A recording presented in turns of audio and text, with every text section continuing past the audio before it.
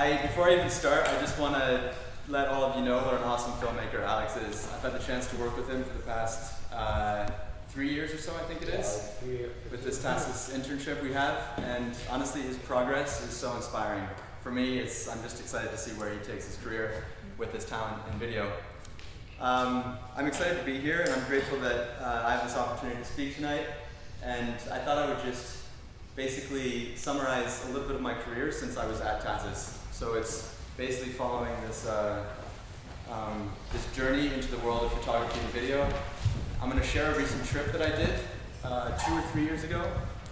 The type of trip that I live for.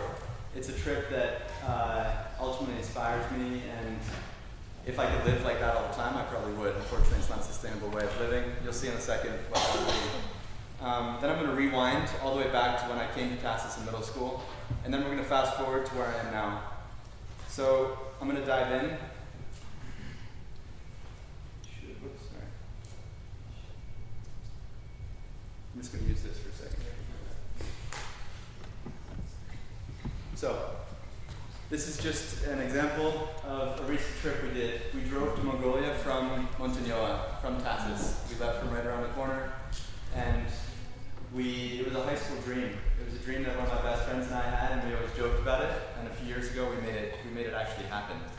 So my wife and I, my best friend Robin and his girlfriend, we packed our vehicles and chose Ulaanbaatar as this destination because it was the furthest east we could possibly go without any major visa issues. So, obviously we could have taken any route. As you can see, Azerbaijan and the Caspian Sea, we thought about going into Iran and Turkmenistan, but the visas were just going to be too complicated. So this is the route we chose. Just to give you an idea, these are the 2 cars that we drove from Montagnolo to Mongolia. And part of the inspiration behind doing a trip like this was to document these landscapes. It was to document the cultures and the people on the way. Fear plays a huge part of a trip like this, from the expectations we have to the planning.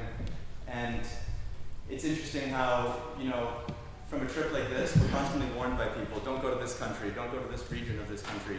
And ultimately, it was those places that we were warned about the most, that we ended up fearing the most, were the most beautiful and had the most welcoming cultures. And besides that, I had a fear of the car breaking down in foreign places. I had no understanding of mechanics.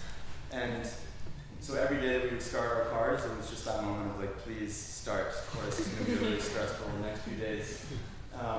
Because we were very, very remote most of the time. Most nights we camped like this. We would either stay in this tent, or we also had a bed inside our vehicle. And it was just moments like this, way out in the middle of nowhere, under the stars, that made these types of trips so special. Finding wild camping like this is part of the adventure, because it's slightly scary just camping in the middle of nowhere, not knowing who could be around or who could start approaching you in the middle of the night. So it's just part of the trust, and you kind of get used to this lifestyle of just living on the road. This is a typical setup. Our bed, you can see on the left inside the car, and this is our friend's truck. His was a little bit more luxurious, it had a pop-up roof. But that's our kitchen. That's Miss Melody right there making us dinner. And so much of this is just the typical day of like cooking, surviving, rationing water, rationing food, talking, reading, finding ways to just entertain ourselves when it's just the 4 of us for 3 months at a time. Language barrier is another challenge of a trip like this. You bump into people that are so far removed from the typical tourist route, and we would have to use a dictionary. We have no internet, there's no Google Translate that we could just be lazy and use. So it's trying to speak to people like this that make it kind of special, and just some kind of terrifying moments along the trip were waking up at 7 a.m. to people knocking on the window and kind of just like looking in, and waking up to someone's face right in front of yours through the glass window. It can be terrifying, but ultimately they have the intent of just welcoming you into their home. So we would get to see what people live like and share these moments with them that on a typical trip we would never have access to. This is us right after having dinner with this family that welcomed us into their home. This is way out in the middle of nowhere in the mountains of Kyrgyzstan. And just a side story, this girl on the right, Anita Maria, she is vegetarian, and this was our first like local meal that we had while on the trip. We're like, let's just do it. What's the worst thing that could happen? She thought we were eating potatoes in this dark tent, and it ended up being just a ball of goat fat. So her first bite of meat in like 10 years was fresh goat fat. So she's trying to smile right there, but she was on the verge of throwing out, I'm pretty sure. Living a mobile lifestyle is really interesting, the way we can like create a home wherever we are, and that becomes part of the journey. It's just setting up home wherever we are, and it's sometimes difficult to leave those places. We would meet travelers along the way that left with the same intent as us, just traveling for 2 or 3 months, and they never left. They just continued traveling, and a lot of them are still traveling right now. They've been on the road for years. Couples in their 80s, couples that were our age. I think the record that we met, some couple was on the road for 4 years, just traveling the world. They're graphic designers and they can do their work remotely. So, just to show you an image of one of the most diverse landscapes I think we found. This was in the Altai Mountains. They're a mountain range that separate Kazakhstan from Russia, China, and Mongolia. They're by far some of the most incredible landscapes that I'll never forget. Obviously, I just showed you some of the highlights. You know, you have these epic sunsets and beautiful moments with locals. Trips like this have so many low points. They're challenges that make you question why we're actually doing this. This was our choice to sign up for this trip, and sometimes it can feel like work. Dealing with corrupt police, they try and fine us thousands of dollars for no reason, taking our passports. Another challenge was sleeping at the Kazakhstan border for 24 hours because they didn't know what to do with us as tourists. We entered through a different border crossing that was for merchandise, and they didn't know what to do with tourists, so we sat there for 24 hours with limited water. They wouldn't let us go shopping. And it's moments like that where we look at each other and we're like, why are we doing this? What's the point? And this photo, just to give you some background, it might not mean much, but it was crossing the Caspian Sea. We couldn't go south via Iran, and we couldn't go north. So the only way across was by ferry. And this is a ferry that's meant for trains and trucks.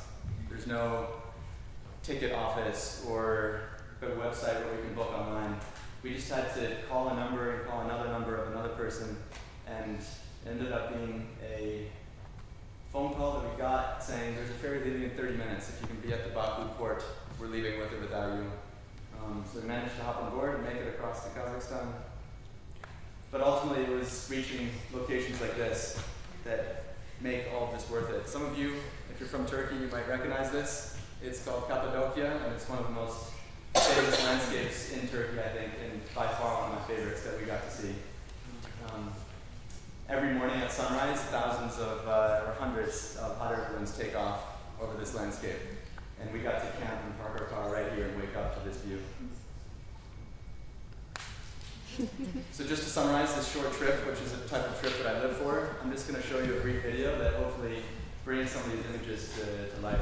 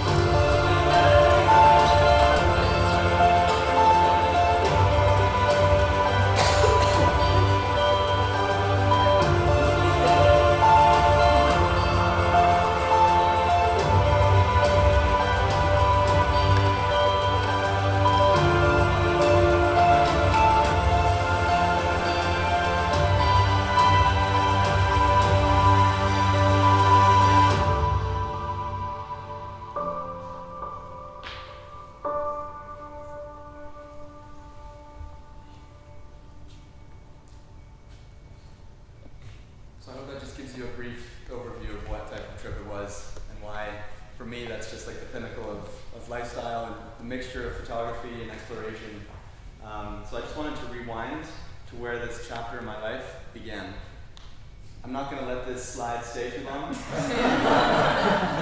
Thank you, Ms. Nelson, for the photo. I'm going to try and move on from this as quickly as possible, but I do want to say that when I came here in middle school, this was by far one of the most formative years for me, because I was introduced to people like all of you from all around the world that inspired me to want to explore, inspired me to want to visit places I never even heard of. And it's thanks to you that I heard about those places and heard stories and then wanted to kind of make it a reality to go visit them.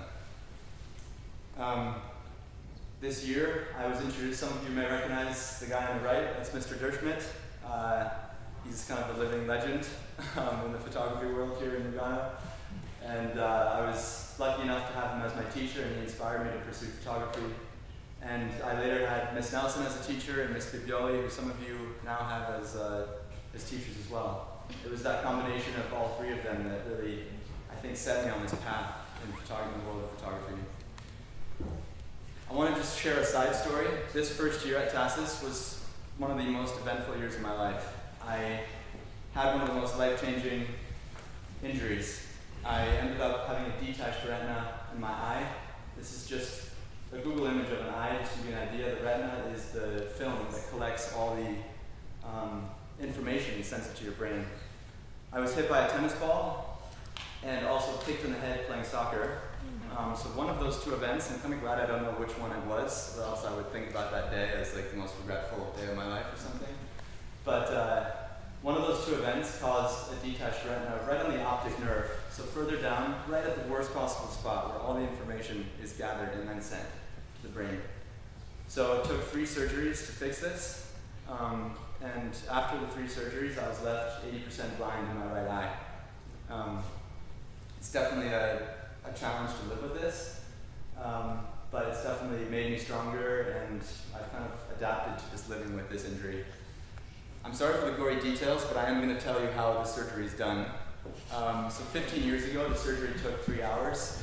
I visited with the doctor about a year ago for another checkup, and that same surgery takes 15 minutes now.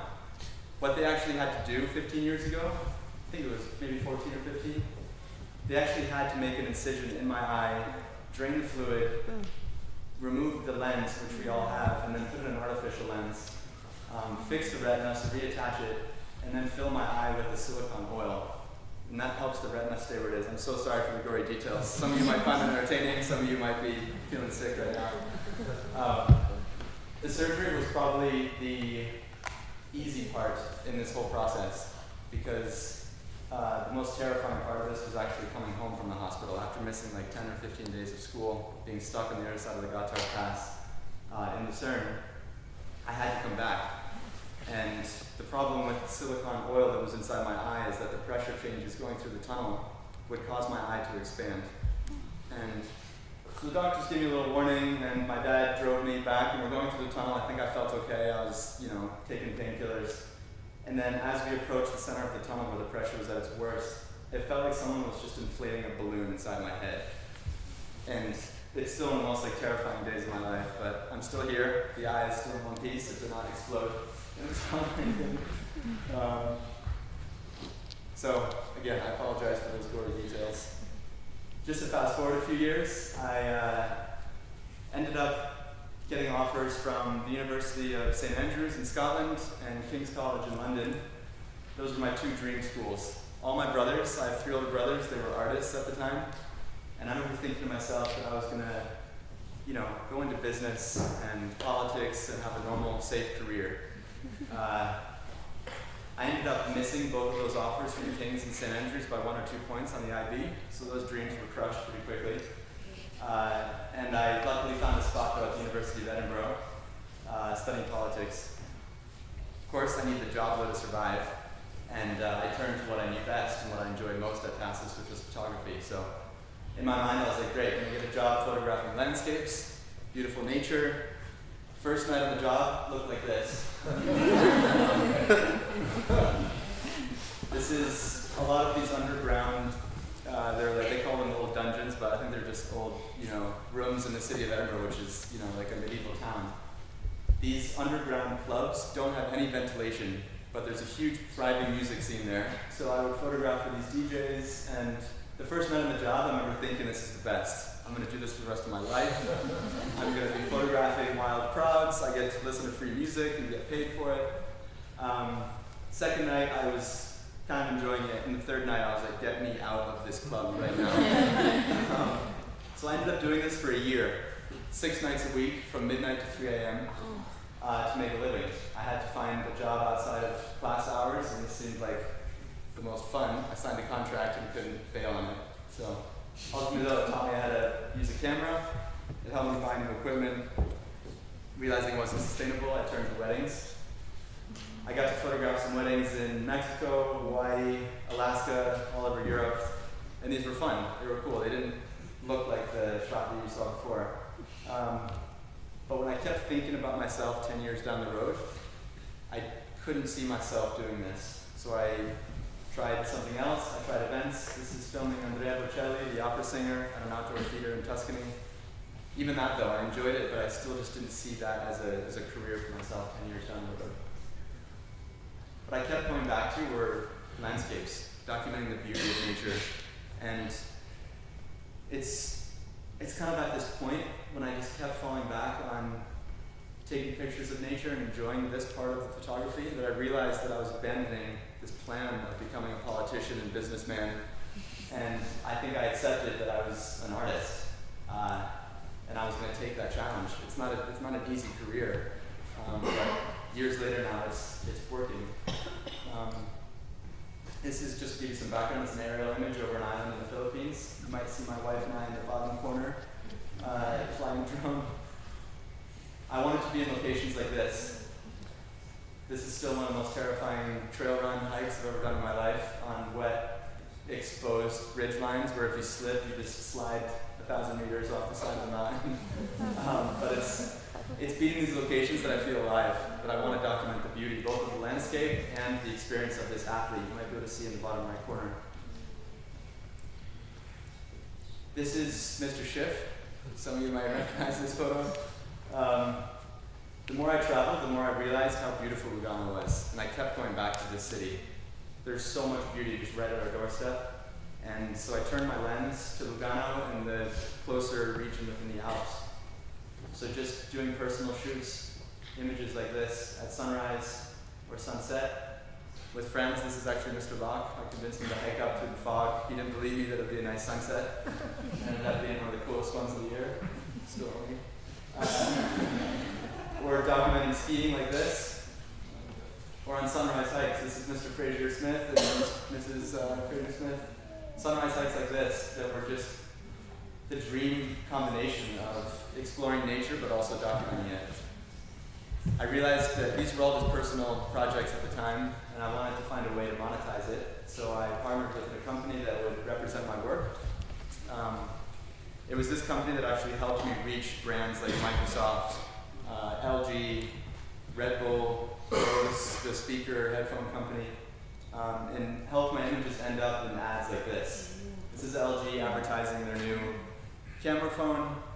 Obviously, this is complete false marketing because they're saying, look how great our camera is on our phones.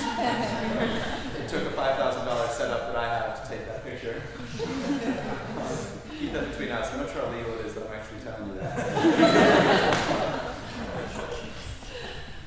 So, my passion for photography is starting to align with the business side of things. I'm able to reach out to tourism and work for them, producing content that they want, documenting these landscapes that are just right here in Lugano, what a typical tourist would do, and end up using that for brochures or web content.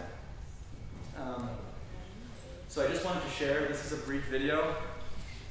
I'm currently in the middle of, I'm in a dark, dark place editing right now, okay? So much of what you see is, I'll show you a picture of my editing setup after this, but this is one of 12 videos that I'm currently delivering to Lugano Tourism, and it's just a draft, so you'll see these on YouTube and Facebook in 2019 as part of their marketing campaign for the region. I just wanted to use this as an example of the beauty that's right in front of us. It's in Lugano. Every shot that you'll see in this is a 15 to 20 minute drive maximum from TASIS. So if you're ever feeling like doing something different, feel free to ask me where these locations are and to explore. Hope you enjoyed this short clip.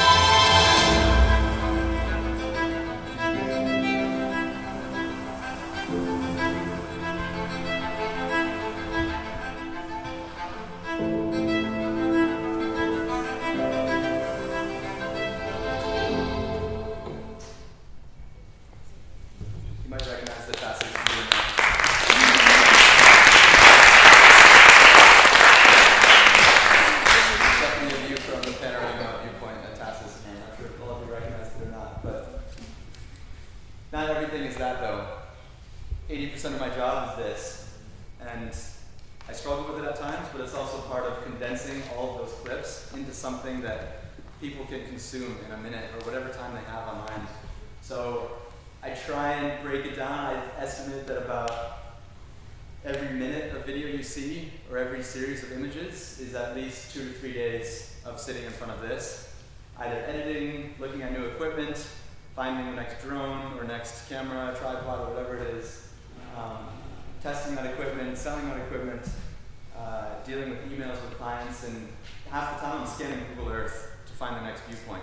It's such an amazing resource to just see what my drone shot is going to look like before even going there. I do want to take just a small moment aside here in this presentation to just say that everything you are seeing right now are just highlights of my career. In the last year, I've produced probably over 100 videos for clients from TASIS to hotels to other schools abroad, and it's just part of the business. I can't show you everything tonight. I'm just showing you some of the highlights. So, as an artist, you need to do certain jobs to make a living, and not everything can just be me running on mountaintops with my camera. But the more I shoot and the more I get to know certain clients, you get to merge those ideas that I have with what they have, and I can kind of push them in the direction that I want to head.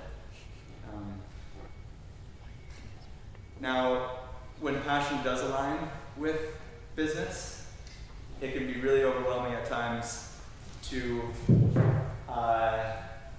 try and find that balance between what the client wants and what I want. I want to create art. They have certain needs and deadlines and preferences, and I love that. It's fun to collaborate. That's such an important part of the job, and part of the job that I enjoy. But it's really important for me to take at least 1 week a year to produce something that I want to do, something that's just for fun. And so this is a recent trip we did to Oman last November, exactly a year ago. A German filmmaker and I decided to go trail running around Oman and document our adventure, but most importantly, the beauty of this country that we couldn't find much content about online. So we thought, okay, let's try something new. Let's take some risks. And this is on day 2 in Oman. This is him waking up. He did actually sleep there. It's not just for Instagram. To get here, so much of these types of trips involve risk. We paid a local to drive us as far out into the desert as possible, because I had this idea in my mind of just filming dunes, endless dunes. And so he said, yeah, sure, if you pay me, I'll drive you as far as you want. So he drove us for about 30 minutes going over these dunes, and he's like, all right, is this far enough? And we said, yes, slightly terrified. And then we said, all right, see you tomorrow at 9 a.m., yeah? And he's like, of course, of course. And as this car drove away, I just remember thinking, what did we just do? Like looking at the map and realizing it's like a 2-day hike back to civilization. You know, we have like 2 liters of water and just a bunch of batteries and cameras. But it's ultimately the risk that leads us to enjoy places like this. He did come back, by the way. This is Jebel Shams in central Oman, and it's just another image of what we were looking at when we were exploring this part of the country. It's interesting though how through these personal projects that are self-funded, doors always open. There's always a random new client that will reach out to me because they saw our personal project. And that helps kind of bridge that, the aligning between us and business. So this is just an example of our video that I'm about to show you. It is just being featured by Trail Runner. It's actually on a US trail running film festival tour at the moment. So they're stopping in 50 cities around the United States, showing our video along with 2 other trail running videos of the year. So this is just a 3-minute video. This type of video, we took more risks. Because it's a personal project, we can try new things. So there might be a few quick cuts. I'm sorry if it's too ADD for some of you, but we just wanted to try something new.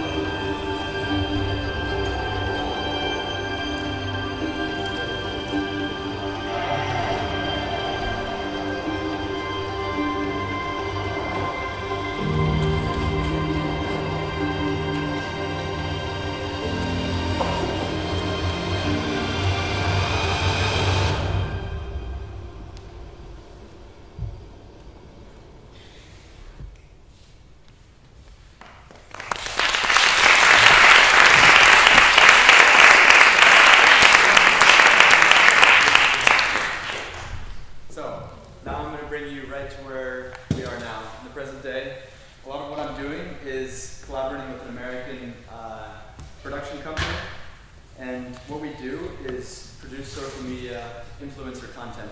Some of you may have heard of this term, social media influencer. For those who don't know, they're any individual that has a big enough following online that what they do, they can sell a product through that. And in this case, these are 2 of the world's best mountain bikers, and their following is big enough that tourism boards are attracted to them. They're interested in collaborating with them.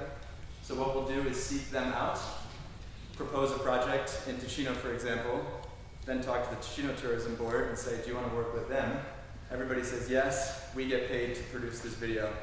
And in order to find athletes like this, we'll find videos like this. This is just a short video. I did not shoot this, but it's an example for all of you to see why I would want to work with someone like Casey Dean.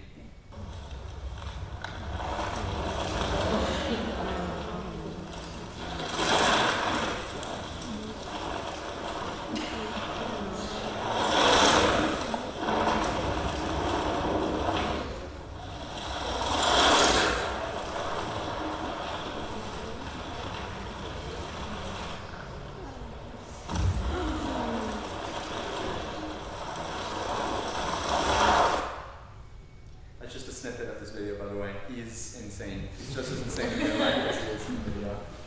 So I've been lucky enough to be able to work with Casey on 2 projects now. This one that I'm about to show you, 2 weeks ago in Engelberg for Engelberg Tourism. I wish I could show you that video tonight, but it's still only like 50% done. So what we'll do is bring him and his friend Mason to Ticino, and I'm just going to show you the first minute of the video that we produced in the Ascona-Locarno region of the canton. If you want to watch the full thing, you can find it on my website.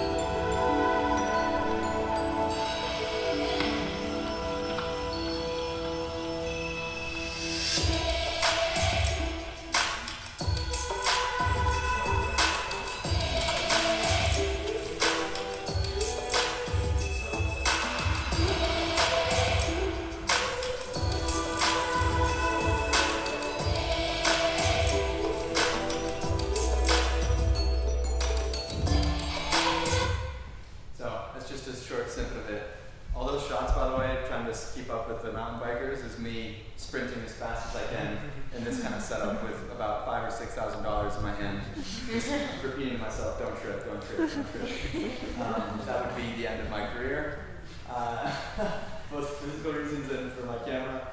But I just want to say at this point, to kind of wrap this presentation up, that I'm grateful to kind of reach the point where my passion for being in the outdoors has kind of aligned with that of filming. And it's, you know, this intersection between the way I want to live my life, the work that I do, and my experience at TASIS, which is ultimately the pursuit of beauty. And it's really this video, some of you may have seen it, but it's a video that celebrated TASIS' 60th anniversary. And it's just a video that I made with music by my brother Milo Zanecchia. Some of you may know him as the soccer coach.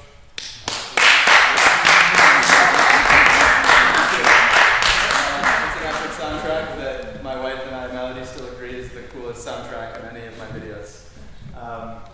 And ultimately, Mrs. Fleming's, her dream was, we wanted to celebrate this and have this act as a piece that celebrated her desire to basically inspire us to pursue beauty. And I think that's what's really important, and it's easy to forget. TASIS ultimately has raised me, and it's done just that.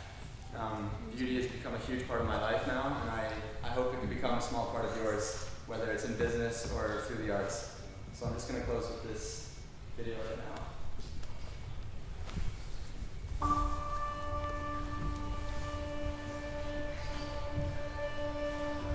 What we have been doing, or at least attempting to do, is to create not international schools, but international human beings.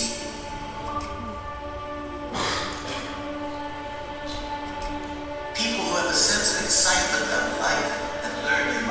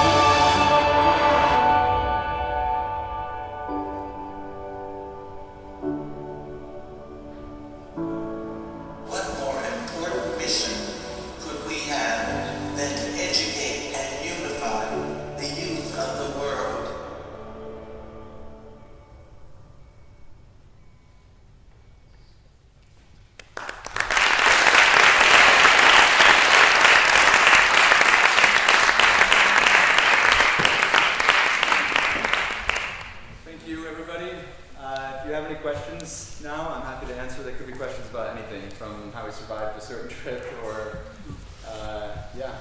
Is this the time for that? Yeah, so we'll have some time for questions here, and then if you would like, you can join us in Cousin Fleming for a smaller question and answer session. All right. Any questions out there? Yeah. So when you're doing like the time lapses, move, how do you do that? Because like if you're taking a time lapse, how do you move the angle? It's called a motorized dolly. This might be super geeky for the rest of you, but basically 2 tripods with a dolly, kind of like two pipes that connect them. With a platform, the camera goes here, and then there's a little motor that pushes the dolly across. So every time it takes a picture, it moves an inch and onward. Yeah.